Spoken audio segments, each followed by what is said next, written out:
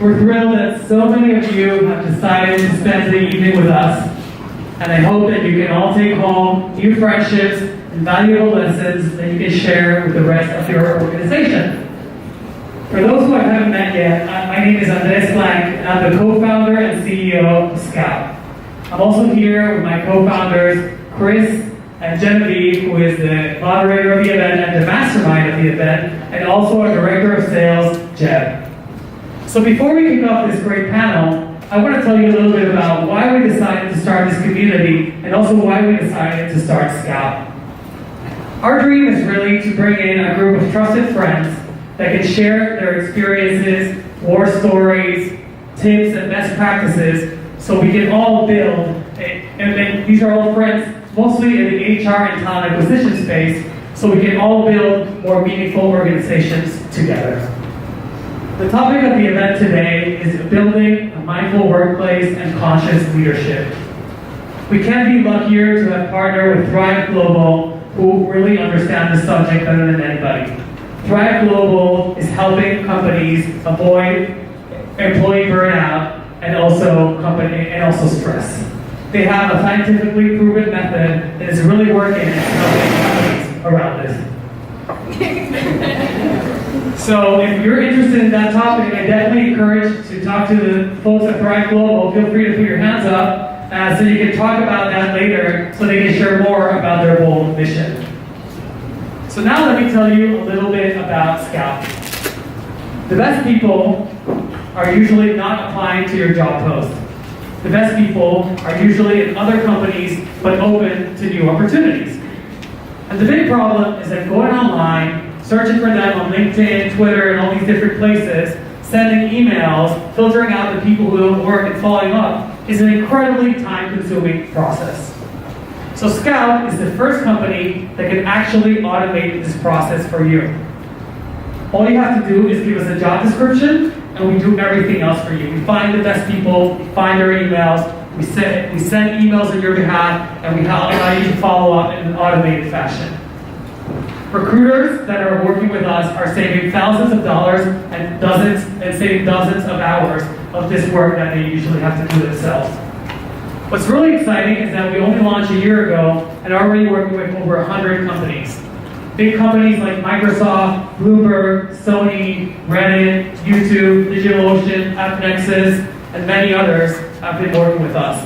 But at the same time, a lot of small companies are working with us too. So if this is something that's interesting for you and you're looking to fill open positions, we'd love to work with you. And feel free to tell us that you joined the event and we'll give you a very special treatment. So just a little bit of housekeeping before we get this started. If you're sharing this online on social media, our hashtag is ScoutingTalent. We also have goodie bags for all of you on your way out, so it's just there by the exit. We also encourage you to stay after the panel and have some drinks on us and mingle, and so we can create nice friendships. And finally, I want to thank our sponsors who make this possible, Grovo, Lever, and Mindcell. We're very appreciative that we've been able to build this beautiful event, and we're very thankful. And finally, let me put you with Genevieve, who has done an amazing job building this event. Nothing would have happened if it wasn't for her, so I'm very, very lucky to have her as a co-founder. And with further ado, here's Genevieve and the rest of the team.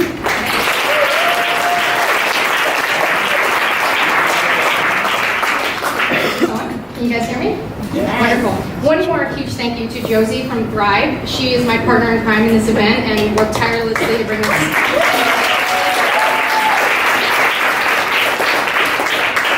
You guys can hear me? Yeah. Okay, that sounds a little weird. Okay, we're actually going to start with a little pattern interrupt. Nichol, do you want to lead us in a little reading? Sure. Can you hear me? Am I on? Okay. So what we're going to do is we're going to do a little pattern interrupt. We're not going to call it meditation. I promise it's not weird. I promise it's not going to make you uncomfortable. But we're just going to interrupt patterns because that's a big part of being conscious and being aware of what's going on. It's going to take less than a minute and it's going to be fun. Okay. So everyone, close your eyes, and if you have your legs crossed, uncross your legs, and close your eyes. And what you're going to do is start out by feeling your body. And start at the top of your head. Feel your face. Feel the air on your face. Feel your neck. Go down your neck. Feel your heartbeat. Feel your lungs expand. Feel the skin on your arms, your fingertips. Feel the chair against your bottom, against your legs. Feel your knees, your calves, your toes. And then try to feel your entire body at the same time. And while you are doing that, listen. Hear the air conditioning, hear my voice, feel the chair against your back, feel your heartbeat, hear the air conditioning, hear the person next to you, and while you are feeling and hearing, smell. Inhale, smell the air conditioning, smell the perfume that you're wearing, smell the food, feel the chair, hear the air conditioning, feel your heartbeat, feel your lungs expand, and then slowly holding all of that, open your eyes, feel the chair, hear the air conditioning, feel your heartbeat, and that's it. Have an interrupt. Thank you. So, you guys all have these incredible women's bios in your seats, but I was just going to give you a little bit of a highlights reel, and I'll start with Katelin. So Katelin runs people and culture at Reddit. Reddit, for those of you who don't know, but who doesn't know what Reddit is the fourth most trafficked website in the US. Prior to that, she actually worked with me at a company called Scout, where she also ran people. I think Katelin is a culture guru. So for those in the room who care about building strong corporate cultures, I've never met someone who does a finer job than you. And she started her career at Pixar, so I think maybe is part of the magic. And she's coming to us tonight from San Francisco, as is Nichol. So thank you guys for making the trek across the US to be here. So on her left is Kathryn. Kathryn is the CMO of Thrive Global. She's also been a huge supporter of this event, and thank you so much for supporting us tonight. Prior to joining Thrive, Kathryn spent a number of years at YouTube as an executive there. You launched your career in publishing at big names like Hearst, Condé Nast, and others. And we're thrilled to have you, and I think the organization that you're building right now is just tremendous, so it's awesome to have you on this panel. So Nichol is a dear friend. She's our practitioner, I'd say, the person who probably has the most experience with meditation and mindfulness tonight. So thank you for sharing, your experience with us. Prior to starting a company called Willow Group that has a really bold, audacious goal of bringing 1 million people to, wait, let me get this right, 1 million? Do I have this by 2025? No, 1 billion. Oh my God. Well, is that right? Mental and emotional well-being. Okay, I'm still a little nervous even after that breathing exercise. So 1 billion people by 2025 to emotional well-being. Yeah. So, and she has a very interesting background in the gaming industry, where she ran operations for Blizzard. We have some Blizzard folks here tonight. And for the gamers in the room, you ran World of Warcraft, right? China operated. Yeah. China. Okay, awesome. Well, thank you for being here. And last but certainly not least, we have Lilly. So Lilly runs wellness at JPMorgan. The reason I think she's an incredible addition to this panel is scale. So you guys have like 250,000 people that you have to think about every day across the globe. And I think that's huge. And I think a lot of the things that we talk about when you think about rolling them out over a humongous organization, many of you here tonight run humongous organizations. I think that perspective is incredibly valuable. Before she joined JPMorgan Chase, she worked at a place I used to work, Goldman Sachs, in their human capital group there. So thank you ladies so much for being with us tonight. I think you guys are in for a real treat, and we want to bring some diverse perspectives. So let's just jump into it with a pretty broad question, but what does conscious leadership and what does a mindful workplace mean for you guys, and why does that even matter? Maybe we'll start with Lilly. Top one first. I think we are, as I mentioned, we're large. We have 260,000 people, 240 to 50,000 globally. So we are, we've always had a wellness strategy, and we're really embarking on the transition, like many organizations, from a wellness strategy to a total well-being strategy. And part of that is really thinking about the concepts and the branding and what we mean by one of these big focuses, which is it's always physical, emotional, financial, and social. That's sort of what all companies are doing right now in this space. And we're really trying to define, what do we mean by emotional well-being? What does it mean for our leaders and what does it mean for our organization? So we focus on our leaders. There are actually two of my colleagues here who focus on development for our leaders. And we build in some concepts around resiliency into those programs. We have a specific program we just rolled out around building resilient teams. But to be honest, we're really trying to figure out this whole thing. Like, what does it mean around emotional well-being? I think we have a pretty good strategy. We're working with Bradford around, I can pull it more about strategy. But I think we're trying to figure out the mindful piece. So I think we want to focus on manager training, we want to focus on education, we want to focus on reducing the stigma, talking about these things, and access to mental health professionals.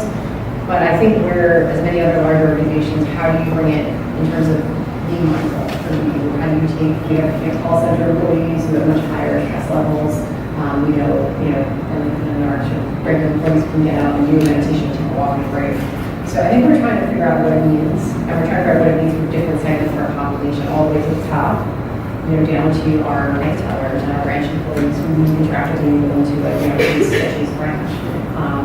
So we're thinking it through, and I think part of it is starting the dialogue and the conversation is what we've really focused on from our senior leaders, and we've talked about some of the ways we've done that. But it's a cultural shift. I think we should talk about things like mindfulness and meditation in a very large corporate setting, and also make it work in a way that's practical, and that's what we're looking for.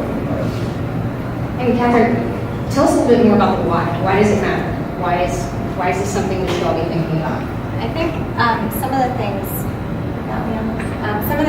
that we think about, and that Lilly and I have talked about, is really putting business now. Although business has always been the most important thing for leaders, what it's doing is putting a human lens on it. And organizations are made up of people, and it's the people that drive the ROI on a business. So when you start to put your people first, it really starts to have that impact on the bottom line. So what we're doing at Thrive is trying to encourage get rid of that stigma that treating people well is a negative impact to the bottom line, and then actually has a positive impact. One of the things that I really enjoy in leadership is being able to build teams, which ultimately I think people and companies are starting to not call them employees anymore, but teammates. And we're seeing that multiple examples of how people want to be treated in a more human way. And so when you call them teammates or colleagues, you're really starting to build families within organizations. And when you build families, that really starts again with that conscious leadership and that human lens. Now you're talking about support and trust and all of those other things that you see more in a family. One thing that I would love to call out is in building a team, I'm so thrilled that so many of my colleagues from Thrive have come to support me here.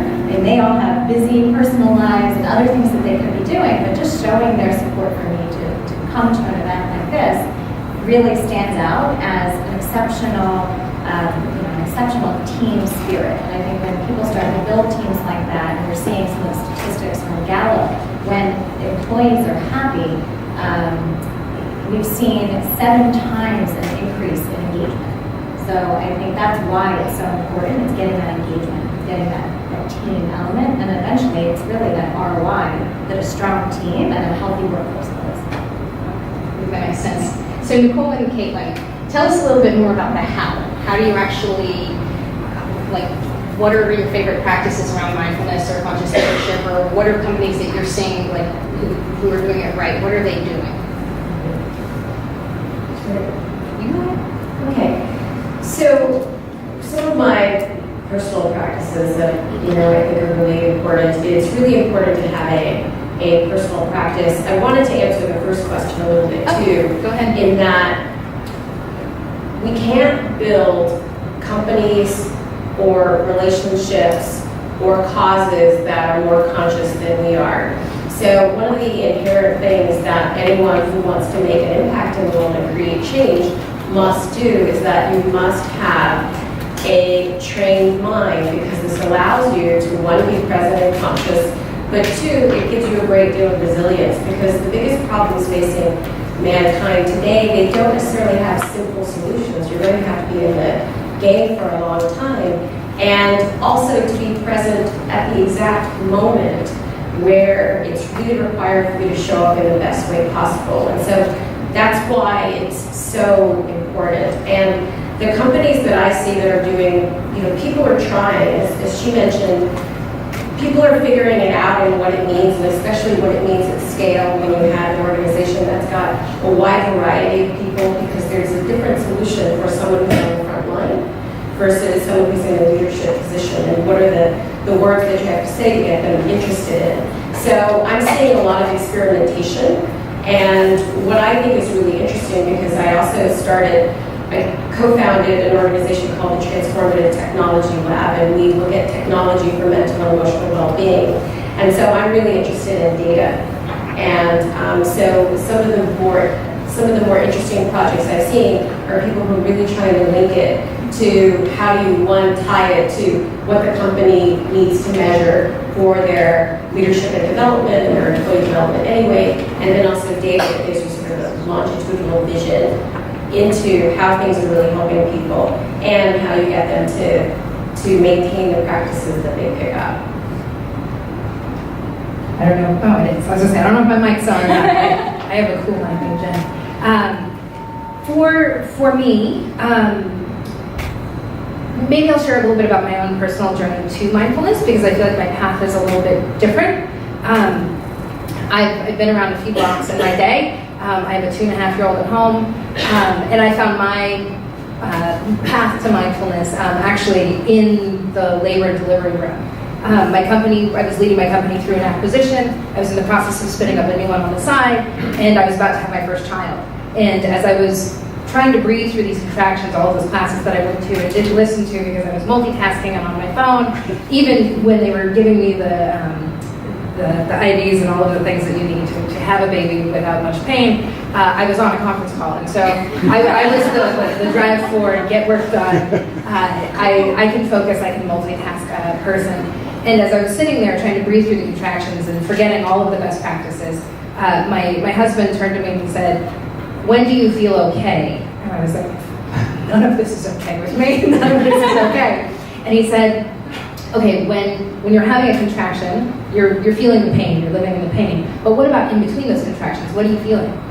And I thought, well, my goodness, I'm actually not feeling much of anything except excitement. I can't wait to meet a baby. And he was like, that's it. Focus on that.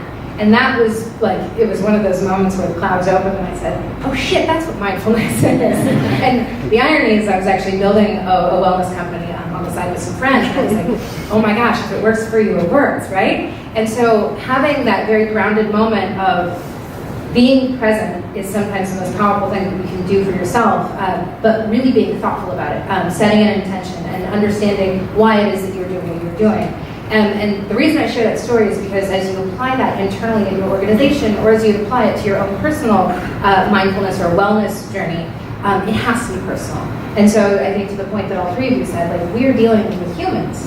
Humans are messy, and we like it that way. Otherwise, we would have sorted that out a long time ago. There's a lot of emotion.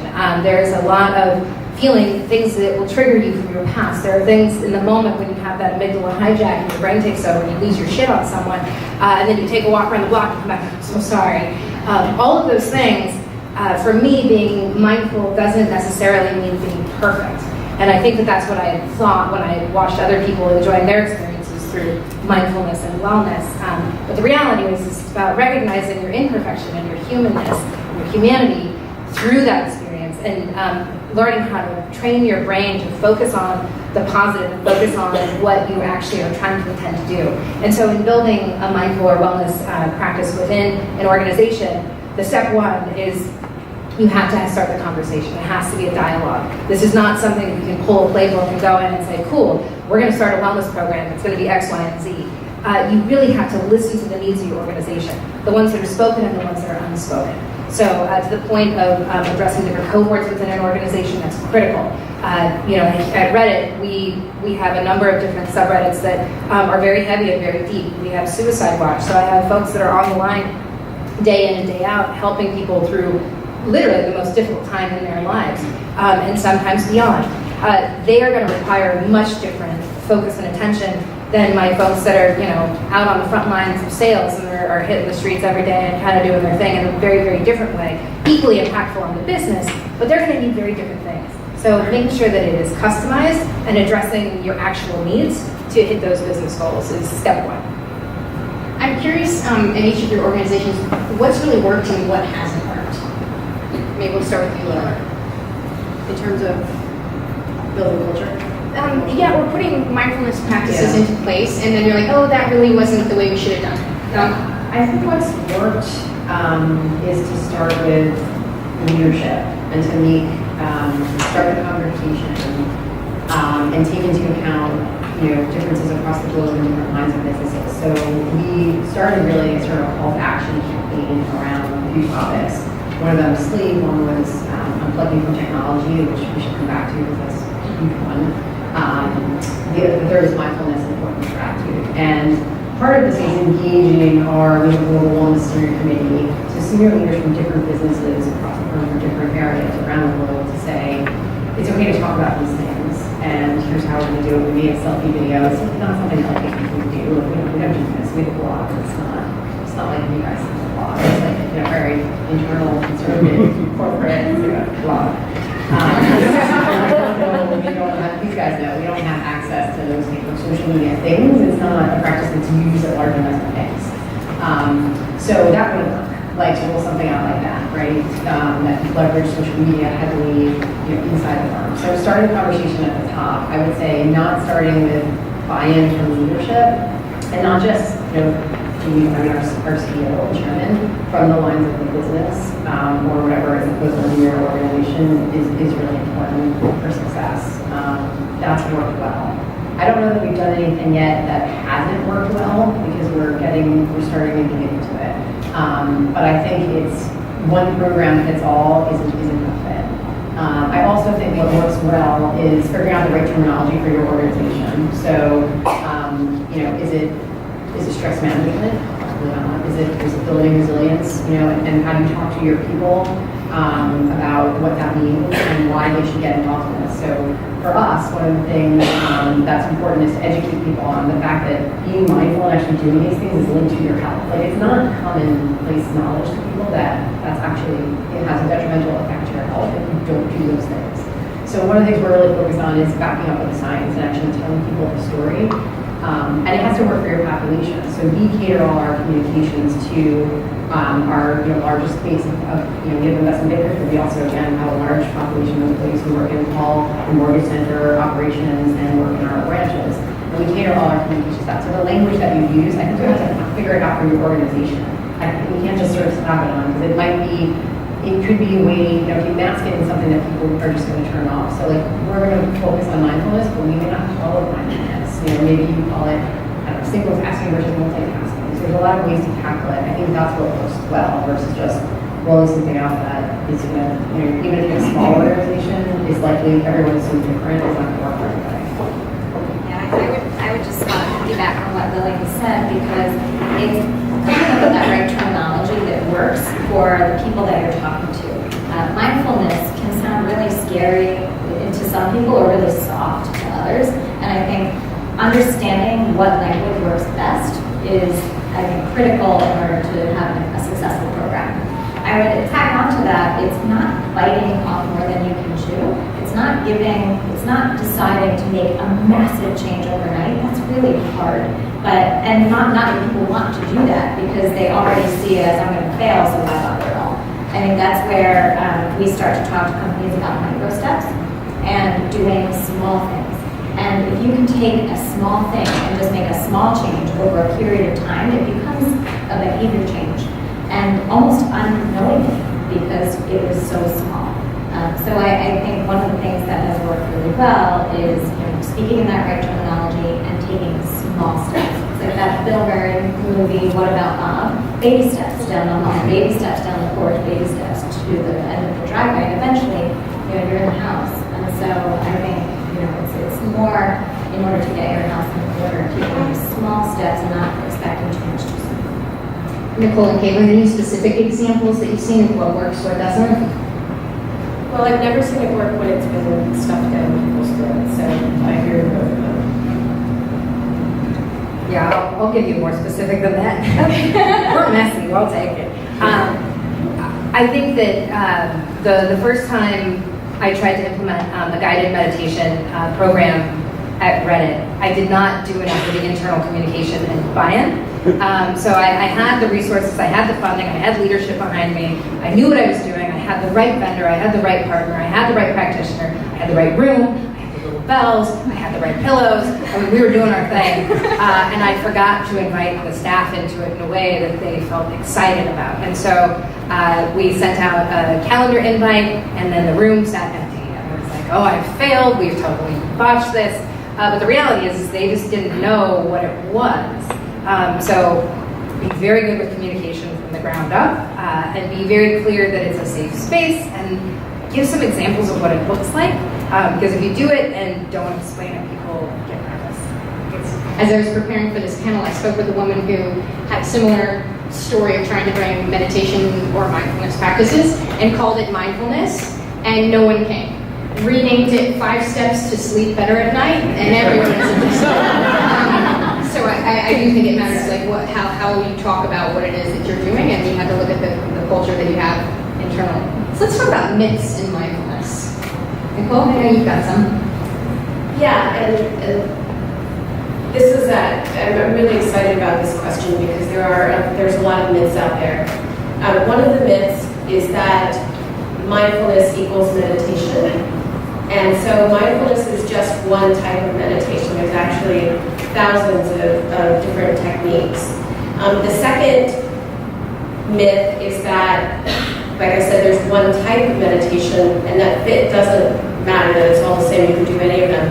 And so the main product that we have at Willow is it's an academic study that has a front-end consumer product. It really is an academic study. And what we're looking for is how to assign fit in a very efficient way. So right now we run people through a gauntlet of 26 different techniques over the course of 18 weeks to help find the right fit for that person, because if someone is not properly fit, then they won't maintain a practice. And so we're trying to figure out how to use psychological data and also bio data to take heart rate variability, the skin response with EEG, to try and find the signal that will show us what's the proper meditation technique for you. So fit really matters for those of you out there who have a meditation practice, or those who are trying to get one. If you try something for 7 days for an hour